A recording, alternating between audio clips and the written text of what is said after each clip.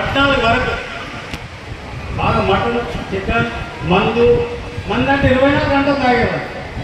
మహారాజ్ దగ్గరికి వచ్చి ఇదే హాల్లో కూర్చున్నాం. కూడా మా లక్ష్మయ్య, ఇందిరానగర్ బాగా మా రంజన నన్ను తీసుకొని మహారాజ్ దగ్గర రావడం జరిగింది. ఈ మహారాజ్ దగ్గర పోతే మహారాజు ఒకవేళ నీ బంద్ అవుతుందని చెప్తే బంద్ అయిపోతుందని చెప్పి తోలుకొని వచ్చాను. ఆటో తీసుకొని వచ్చాను. నేను వచ్చేటప్పుడు ఒక ఆటో తీసుకున్నా, అన్న సగం తాగి ఇంకా సగం ఆటో డ్రైవర్కి ఇచ్చాను. ఎందుకంటే పోవడం కావాలి అని సగం తాగి వచ్చిన మహారాజుకు, మహారాజు నాకు పని చేయాలని ఉన్నది, పైసా పోతున్నది, పరువు పోతున్నది, ఆరోగ్యం పోతున్నది, బంద్ చేయాలని ఉన్నది. బంద్ అయింది వ్యసనం. అది మహారాజు కంటే మహారాజా మీరు అంటుంటే ఎట్టి పరిస్థితుల్లో తాగుడు బంద్ అవుతుంది చాలా మంది అంటున్నారు. నేను కూడా నమ్ముతున్నా, నువ్వు బంద్ చేయాలి అంటే మహారాజు ఇక బంద్ అవుతుంది కొన్ని ఘాటైన మాటలు చెప్పడం జరిగింది. ఇక గుడి చుట్టూ 11 చుట్టేవాళ్ళు.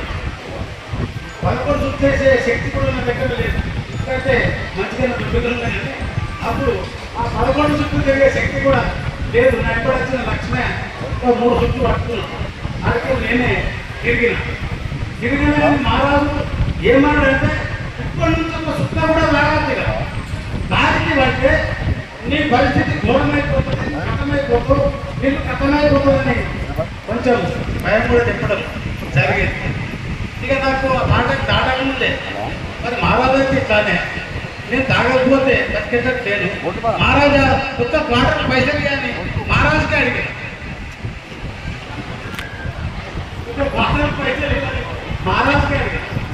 లేదు తాగకు, నేను పైసలు ఇయ్యా, వెళ్ళిపోయాను అంటే పోయినాం.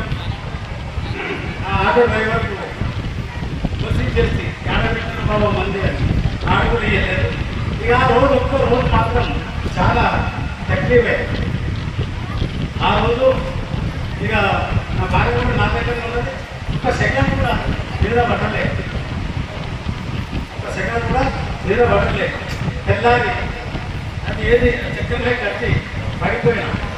కానీ ఆ రోజు నుంచి ఈ రోజు వరకు మటన్ కానీ చికెన్ కానీ మనకు కానీ ఏది ముట్టలేదు. ఎందుకు ముట్టలేదు అంటే ఆయన వాగ్దానం, ఆయన వాక్శుద్ధి, ఆయన స్పర్శ ఆ విధంగా ఉన్నది. కాబట్టి మనం అందరం కూడా అదే విధంగా ఉండాలి. ఒకటి నేను అందరికీ